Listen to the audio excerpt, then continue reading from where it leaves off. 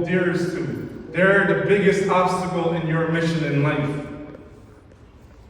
Then Allah says about Ibrahim, وَاتَّخَذَ اللَّهُ إِبْرَاهِيمَ خَلِيلًا, that Allah took this person as a friend. And the Prophet ﷺ said that Allah had two people who he held very close. One was Muhammad ﷺ, and the other was Ibrahim. Now going back to the childhood of Ibrahim alayhi salam, Allah subhanahu wa ta'ala says, وَلَقَدْ آتَيْنَا إِبْرَاهِيمَ رُشْدَهُ مِنْ قَبْلِ, that we gave Ibrahim guidance from a very young age. Now that I mentioned that his father was someone that used to make idols, his father had him selling these idols.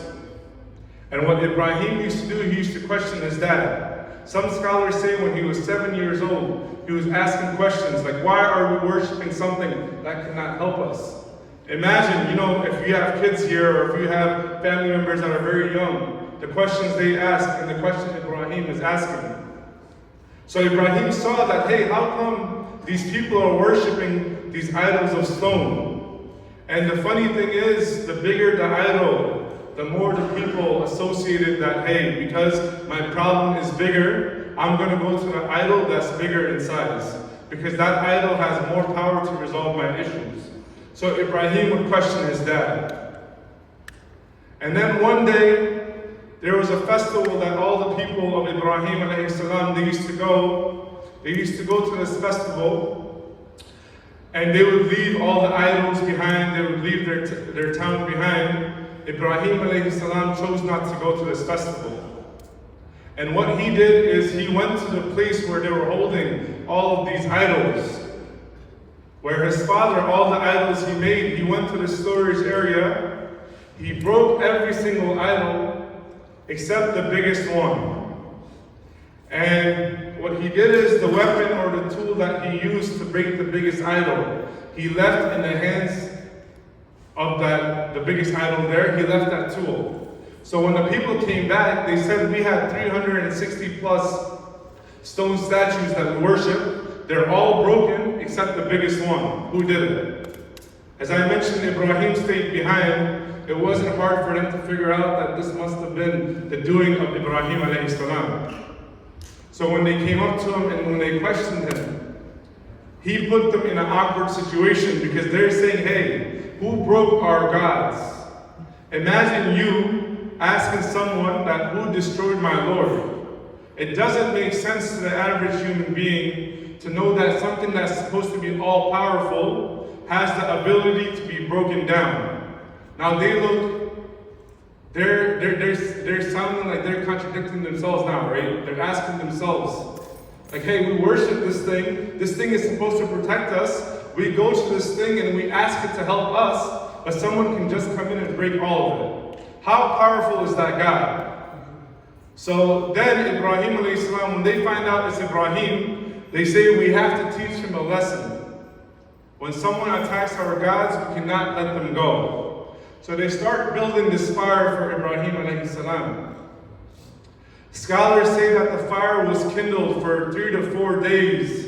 It was so hot that you could not approach it. We all have stoves in our houses, right? When you put your hand on the stove and you have to immediately pull back, imagine it being so hot that you could not get within hundreds of yards of this fire.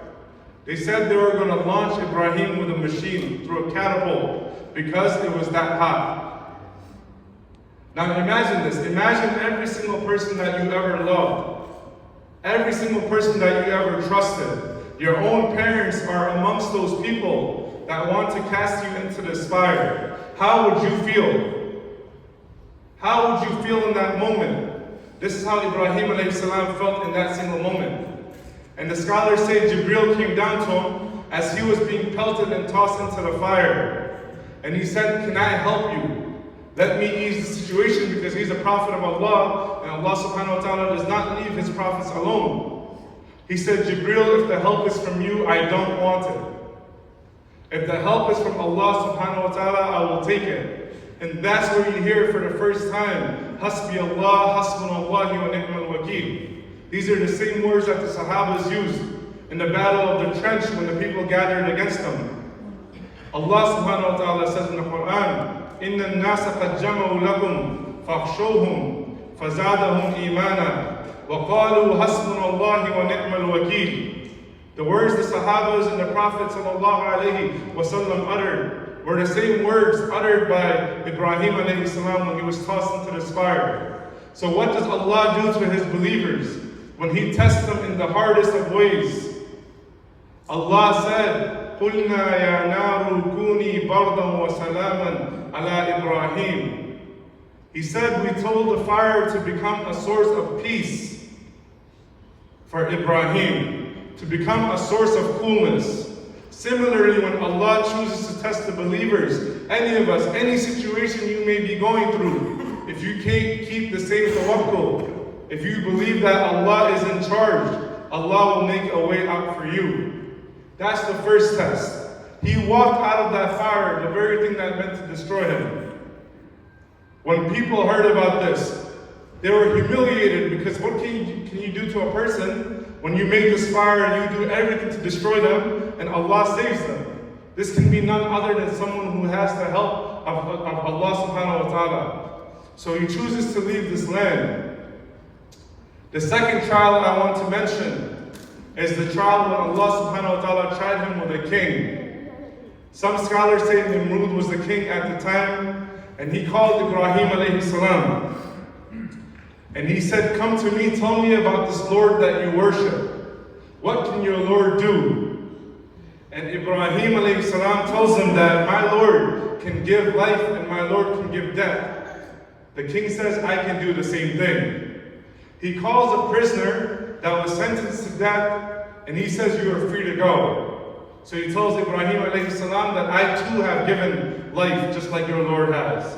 And then he picks up a free man and orders him to death, sentences a free man to death, and says, just like your Lord, I can also do the same. I can give life and I can give death.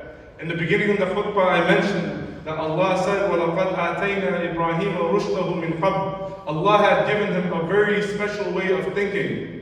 So he tells this king in this moment, okay, you can give life and death, even though that's not what he meant. He said, my Lord can also make the sun rise in the east and make it set in the west. Can you do the same thing?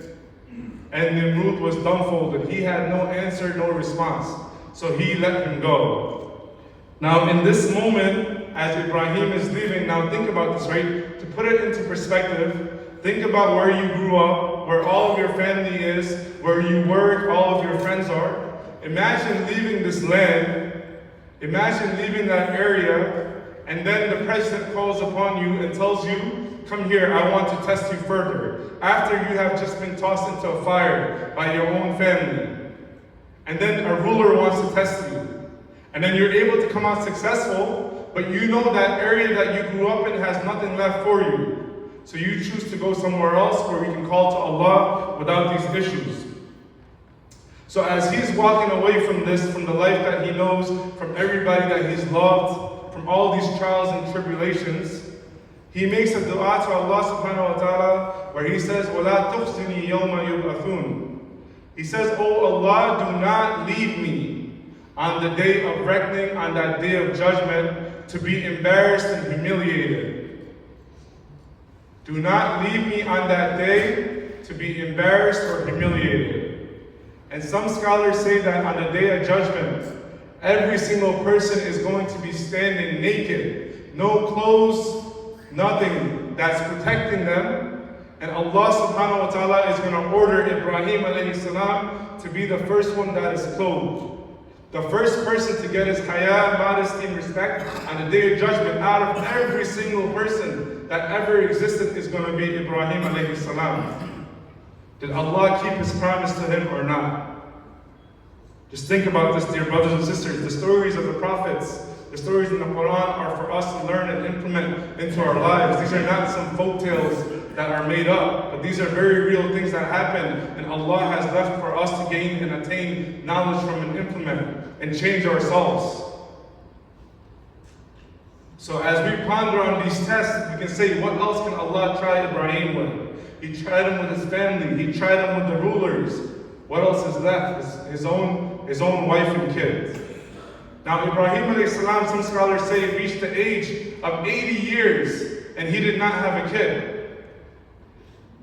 After 80 years, his wife says, Sarah says, you can marry Hajar, who was a slave given to Ibrahim, and he has his son Ismail, who the Prophet ﷺ is a descendant of. And is Allah done testing him there? Is Allah saying, because you were tossed into the fire, because the king challenged you, because your own family, denounced you, did Allah stop there? No. Because Allah tries those whom He loves the most. So if you're in a phase of your life where you're going through a lot of things, and you feel like nothing is going your way, if you choose to turn to Allah in those moments, and if your iman is getting stronger, then in reality Allah has blessed you with whatever you think is a calamity. However, if everything is going good for you and you're turning away from Allah subhanahu wa ta'ala, then that is your test. And we learn this from the story of Ibrahim. So now that he has Ismail after 80 years, what does Allah do? In a dream, Allah tells him to sacrifice that same son, his only child, after 80 years of being alone, having every single person that you love turn your back on you. You finally have a son. And Allah says to sacrifice him. How would we react in that situation? You ask yourselves, when Allah tests us, whether it's with losing a loved one, whether it's losing a job, whether it's losing money, whatever it may be, how do we react? Do we say this is from Allah and I'm content? Or do we say, why me? Why did you have to pick on me, Ya Allah? This is the perspective that we all need to think about. Because when you act like Ibrahim alayhi salam, then Allah will honor you like him. Allah even said that the people that shun the religion of Ibrahim will be in Jahannam forever. And to be on the religion of someone, there's only two prophets where Allah has told us to follow in religion. And one is Muhammad sallallahu alayhi wa sallam, and the other is Ibrahim. So his actions, every single thing was deliberate. Allah does not do anything by coincidence. Everything is a plan. And then, after this lesson where you learn that Ibrahim was okay with sacrificing his own family, the gods that his people worship, being tossed into that fire, being tried with that political issues, being cast away, and Allah says, فَتَمَّهُنْ, that he was successful every single time.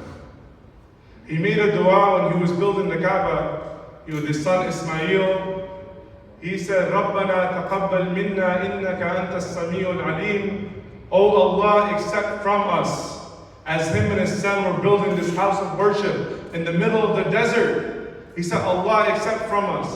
Now you tell me what event gets more people than Hajj every single year. In the middle of the desert, you have people going from every single corner of the world to worship Allah. Did Allah accept his prayer or not? This is something that we need to think about.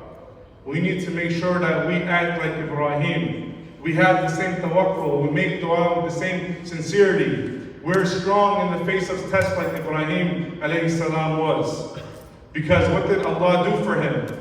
He made the pit of a fire peace and security for him and cool.